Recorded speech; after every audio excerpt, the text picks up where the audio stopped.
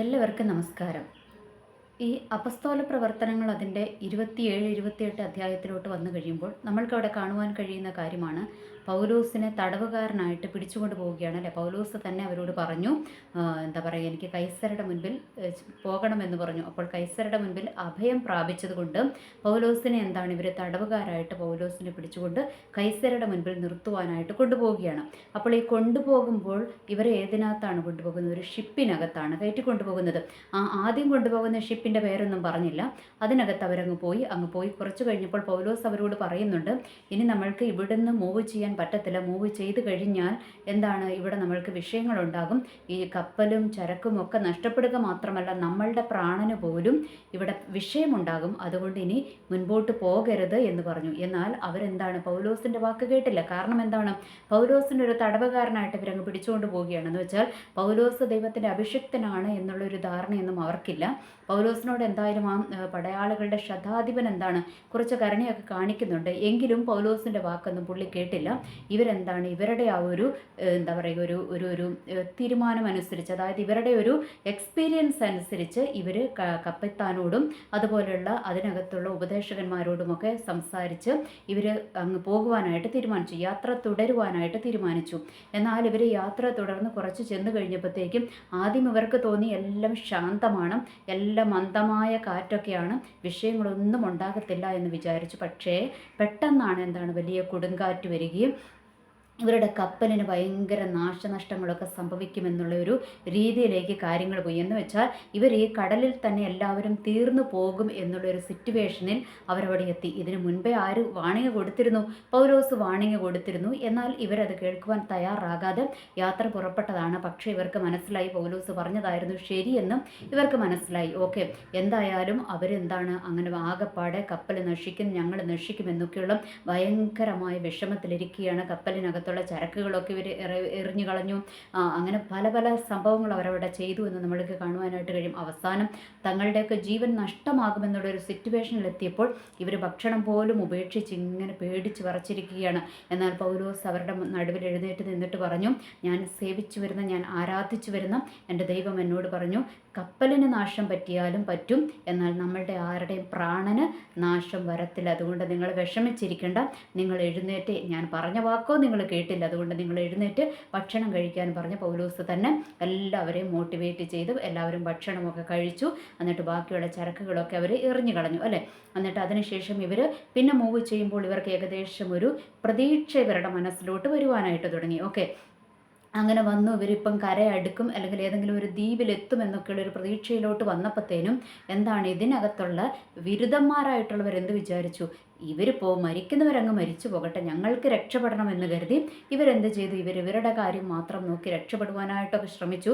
അത് മുൻകൂട്ടി പൗലോസ് അത് തീരുമാനമെടുത്ത് അത് മനസ്സിലാക്കി അവരോട് പറഞ്ഞു, ഇവന്മാരെ എങ്ങനെ വിടരുത്, അതായത് കപ്പിത്താനെയും ഒന്നും നമ്മളങ്ങനെ വിടരുത്. വിട്ട് കഴിഞ്ഞാൽ നമ്മളെല്ലാവരും നശിച്ചു പോകത്തുള്ളൂ, ആർക്കും അങ്ങോട്ട് എത്തപ്പെടാൻ പറ്റാതെ പോകും. അതുകൊണ്ട് അവർ രക്ഷപ്പെടുവാൻ ശ്രമിക്കുകയാണ്, അവരെ വിടരുതെന്ന് പറഞ്ഞു. ഓക്കെ, അപ്പോൾ ഇവരെന്ത് ചെയ്തു? ആ തോണി ഒക്കെ അവർ ഇറക്കാൻ നിന്നതിൻ്റെ തോണിയൊക്കെ അവർ അറുത്ത് കളഞ്ഞതിന് ശേഷം ഇവരെല്ലാവരും കൂടി പല വിധത്തിൽ അവിടെ കപ്പൽ തകർന്നതൊക്കെ നമ്മൾക്ക് കാണാം. പക്ഷേ ഇവർ രക്ഷപ്പെട്ട് നീന്തിയും പലകയുടെ പുറത്തൊക്കെ അവർ രക്ഷപ്പെട്ട് അവരൊരു ദ്വീപിലെത്തി. ആ ദ്വീപിൻ്റെ പേരാണ് മെലീത്ത എന്ന് പറയുന്ന ദ്വീപ്. നമ്മൾക്കൊക്കെ അതറിയാം അല്ലേ.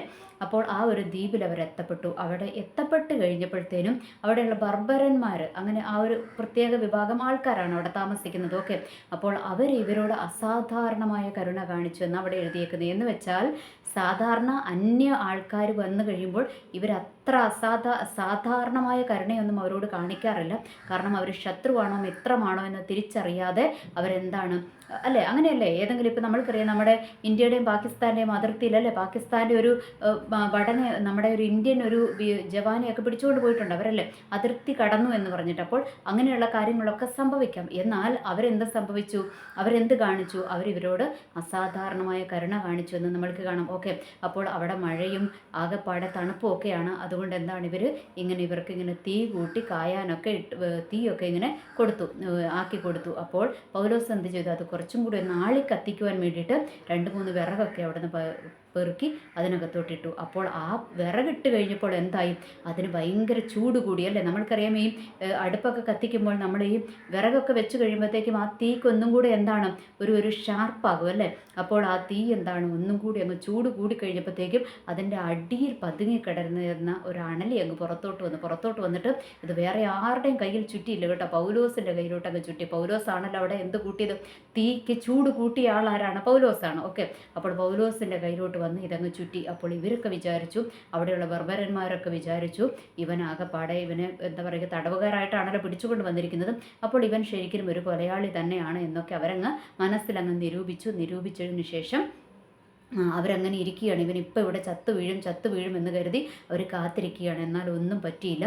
ഒന്നും പറ്റാതിരുന്നപ്പോൾ അവരവരുടെ ആ ഒരു നിഗമനങ്ങളൊക്കെ മാറ്റിക്കളഞ്ഞിട്ട് പറഞ്ഞു, ഇവൻ ആരാണ്, ഇവനൊരു നല്ല ദൈവമനുഷ്യനാണ്, നല്ലൊരു വിശുദ്ധനാണ്, അതുകൊണ്ടാണ് ഇവന് ദോഷമൊന്നും പറ്റാതെ ഇരുന്നത് എന്നവർക്ക് മനസ്സിലാക്കുവാനായിട്ട് കഴിഞ്ഞു. ഓക്കെ, അതിനുശേഷം നമ്മൾക്കറിയാം അവിടെ വേറൊരു കുഞ്ഞു ദ്വീപുണ്ടായിരുന്നു. അതിൻ്റെ ദ്വീപ് പ്രമാണിയുടെ ഫാദറിന് സുഖമില്ലാതെ കിടക്കുകയായിരുന്നു. ആ മനുഷ്യന് സൗഖ്യം കൊടുത്തു എന്നുള്ളതൊക്കെ നമ്മൾക്ക് കാണാം. അതിനുശേഷം അവിടെയുള്ള രോഗികളെയൊക്കെ പൗലോസിൻ്റെ അടുത്ത് കൊണ്ടുവന്നു. പൗലോസ് അവർക്കൊക്കെ സൗഖ്യം കൊടുത്തു എന്നൊക്കെ നമ്മൾക്ക് മനസ്സിലാക്കുവാനായിട്ട് കഴിയും. അതിനുശേഷം ഇവർ ഒരു 3 മാസമൊക്കെ കഴിഞ്ഞപ്പോൾ ഇവർക്ക് യാത്ര ചെയ്യുവാൻ പാകത്തിന് ഒരു എന്താ പറയുക വെതറൊക്കെ നല്ല സ്മൂത്തായി എന്ന് കണ്ടു കഴിഞ്ഞപ്പോൾ ഇവർ യാത്ര തിരിക്കുകയാണ്. ലക്ഷ്യസ്ഥാനത്തേക്ക് എത്തുവാൻ ഇവർ യാത്ര തിരിക്കുവാൻ പോവുകയാണ്. അപ്പോൾ ഇവർക്ക് നല്ല സാധനങ്ങളൊക്കെ കൊടുത്ത് ഇവരെ യാത്ര അയക്കുകയാണ്. അതിനുശേഷം പൗലോസൊക്കെ കയറുന്ന കപ്പലിനെ അവിടെ സൂചിപ്പിക്കുന്നുണ്ട് കേട്ടോ. ആ കപ്പൽ അശ്വനി ചിഹ്നമുള്ള അലക്സാന്ദ്രിയ കപ്പൽ എന്നാണ് അവിടെ പറഞ്ഞിരിക്കുന്നത്. ഓക്കെ, അപ്പോൾ ആ കപ്പലിനകത്ത് അവർ കയറിയിട്ടാണ് പിന്നീടുള്ള അവരുടെ യാത്ര തുടരുന്നതെന്ന് നമ്മൾക്ക് കാണുവാനായിട്ട് കഴിയും. അതിനുശേഷം അവരുടെ യാത്ര തുടർന്ന് എത്തിയതും പൗലോസ് അവിടെയുള്ള സഹോദരന്മാരെയൊക്കെ കാണുകയും അവരോടൊക്കെ ദൈവത്തിൻ്റെ വചനം ശുശ്രൂഷിക്കുകയും ഒക്കെ ചെയ്തു. അപ്പോൾ അവിടെയുള്ള യഹൂദ പ്രമാണിമാരൊന്നും അത് കൈക്കൊണ്ടില്ല.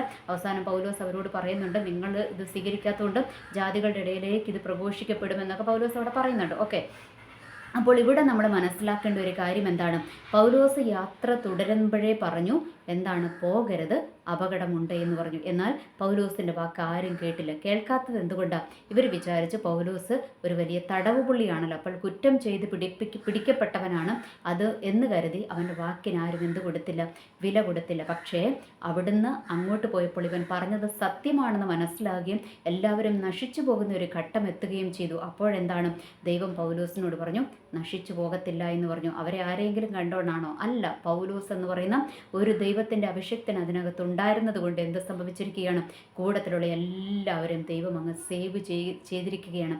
അപ്പോൾ ഇവിടെ നമ്മൾ മനസ്സിലാക്കേണ്ട കാര്യമുണ്ട്, നമ്മളുടെയൊക്കെ കുടുംബത്തിൻ്റെ അകത്തോട്ട് വന്നു കഴിയുമ്പോൾ ആരാധിക്കുന്ന അഭിഷേകമുള്ള ഒരെണ്ണം ഉള്ളത് കൊണ്ടായിരിക്കും ചിലപ്പോൾ ഇന്ന് നമ്മളുടെ കുടുംബം മുഴുവൻ നിലനിൽക്കുന്നത് കേട്ടോ. പലപ്പോഴും ശത്രുവായവൻ തകർത്ത് കളയുവാൻ പല പദ്ധതികളുമായിട്ട് വന്നിട്ടുണ്ടല്ലേ, രോഗമായിട്ടും പല വിധത്തിലുള്ള അപകടത്തിൻ്റെ രൂപത്തിൽ, അങ്ങനെ പല വിധത്തിൽ ശത്രു നമ്മളുടെ കുടുംബത്തിനെതിരെ, കുടുംബമാകുന്ന പടകിനെതിരെ ശത്രു പല വിധത്തിലും പല കോപ്പും കൂട്ടി വന്നിട്ടുണ്ട്. എന്നാൽ അവിടെ ഒന്നും നശിച്ചു പോകാതെ, ആരും തകർന്നു പോകാതെ ദൈവമാണ് സംരക്ഷിച്ചു കൊണ്ടുപോകുന്നത്. എന്തുകൊണ്ടാണ് സംരക്ഷിക്കുന്നത്? ഒരു അഭിഷേകമുള്ളവൻ, ഒരു അഭിഷിക്തൻ അല്ലെങ്കിൽ ഒരു അഭിഷിക്ത ആ കുടുംബത്തിനകത്ത് ഉള്ളത് കൊണ്ട് ദൈവം എന്ത് ചെയ്തിരിക്കുകയാണ്, ആ കുടുംബത്തെ മുഴുവൻ പ്രൊട്ടക്റ്റ് ചെയ്തിരിക്കുകയാണ്. ഇതൊക്കെ നമ്മളുടെ ജീവിതത്തിൽ അനുഭവമല്ലേ.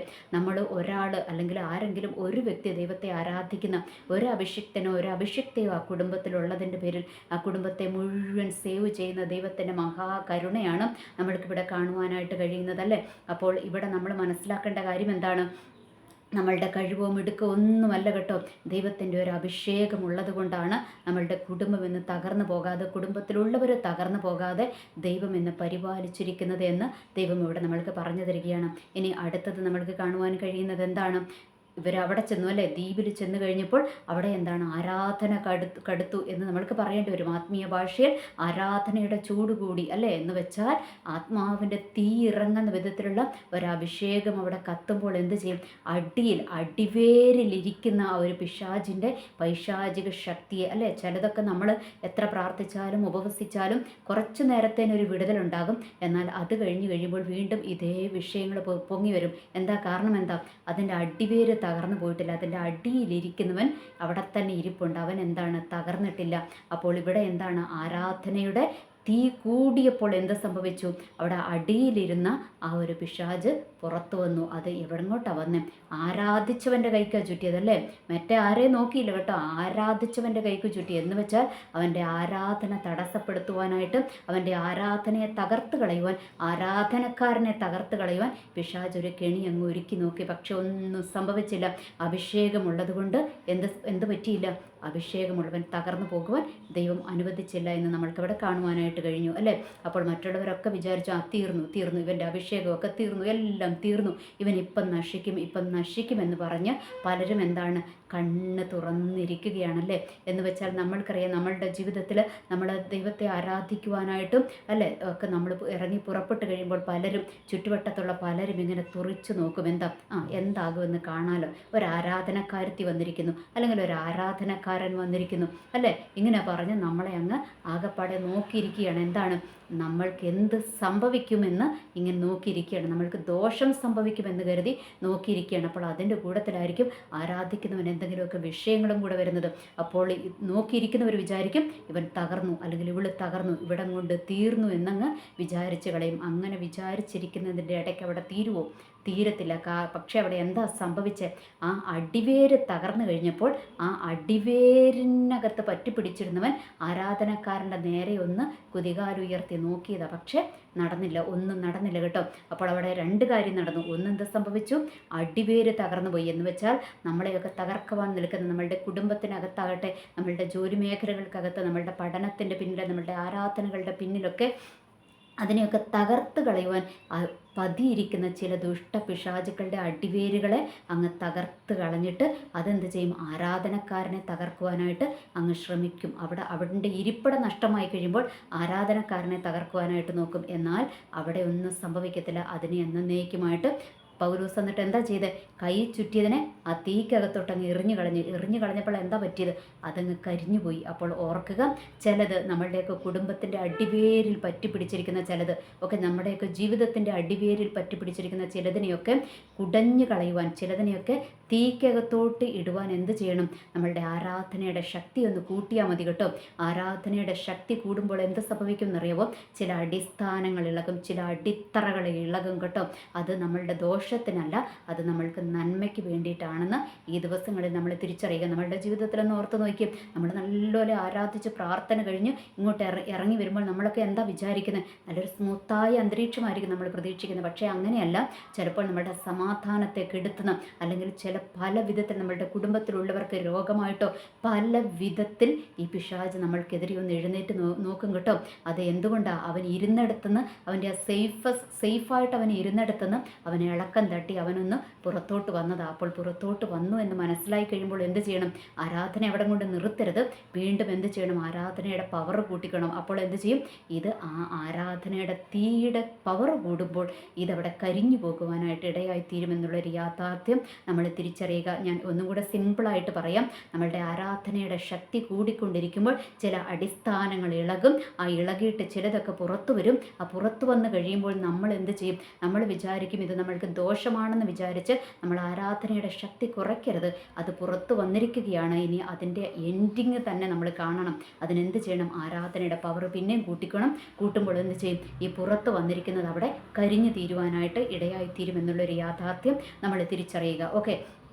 അപ്പോൾ അതിനുശേഷം നമ്മൾക്കറിയാം, പൗലോസ് യാത്ര ചെയ്തത് അശ്വിനി ചിഹ്നമുള്ള ഒരു അലക്സാന്ദ്രിയ കപ്പലിനകത്താണ് യാത്ര ചെയ്തതല്ലേ. ആ അശ്വിനി ചിഹ്നം എന്ന് പറയുന്നത് ഒരു ട്വിൻസ് ബ്രദേഴ്സിനെയാണ് കാണിക്കുന്നത്. ട്വിൻസ് ബ്രദേഴ്സ് എന്ന് പറയുന്നത് അത് ഒരു അമ്മയുടെ ട്വിൻസ് മക്കളാണ്. അവരാരാണ്? അവർ ദേവന്മാരാണെന്നാണ്, ദൈവമാണെന്നാണ് അവർ വിചാരിച്ചു വെച്ചിരിക്കുന്നത്. ഓക്കെ. അപ്പോൾ അവരെയാണ് ഈ അശ്വിനി ചിഹ്നം എന്ന് പറയുന്നത്. ഓക്കെ. അപ്പോൾ ഈ ദേവന്മാർ, അവരെ ആരാന്നാണ് പറഞ്ഞിരിക്കുന്നത്? എന്ത് ദേവന്മാരെന്നാണ് പറഞ്ഞിരിക്കുന്നത്? കടലിൻ്റെ ആക്രമണത്തിൽ നിന്ന് ദ്വീപുകളെയും സ്ഥലങ്ങളെയും രക്ഷിക്കുന്ന ദേവന്മാരെന്നാണ് ഇവരെ കണക്ക് കൂട്ടിയിരിക്കുന്നത്. അപ്പോൾ പൗലോസിനെ, അഭിഷിക്തൻ എങ്ങോട്ടാണ് കയറിയത്? ഇവൻ്റെ ആ ഒരു ബോഷ്കിനെ തകർക്കാനായിട്ട് അല്ലേ. അവൻ്റെ ചിഹ്നമുള്ളതിനകത്ത് തന്നെ ദൈവം ആരെ കയറ്റി? പൗലോസിനെ കയറ്റി. എന്നിട്ട് പൗലോസ് അതിനകത്താണ് യാത്ര തുടർന്നത്. അപ്പോൾ ഓർക്കുക, അതിനു മുൻപ് ഈ കടലിലുണ്ടായ കാറ്റും കോളും എന്തിനായിരുന്നു? ഈ പൗലോസിനെ കുറിച്ച് ആർക്കറിയാം? പിശാചിനറിയാം. പിശാചിനറിയാം അഭിഷിക്തൻ വരുന്നുണ്ട്. എങ്ങോട്ടാണ് വരുന്നത്? ഈ അശ്വിനി ചിഹ്നമുള്ള ഈ ദേവന്മാരെന്ന് പറയുന്ന ഇവന്മാരുടെ കുടിയിരിപ്പ് കേന്ദ്രത്തിലോട്ടാണ് വരുന്നതെന്ന് ഇവർക്ക് അറിവ് കിട്ടിയപ്പോൾ ഇവരെന്ത് ചെയ്തു? അവനെ വഴിക്കുന്ന തീർത്ത് കളയാൻ വേണ്ടിയിട്ട് പൗലോസിനും കൂടെയുള്ളവർക്കുമെതിരെ ഒരു കളി അങ്ങ് നടത്തി. പക്ഷേ എന്ത് സംഭവിച്ചു?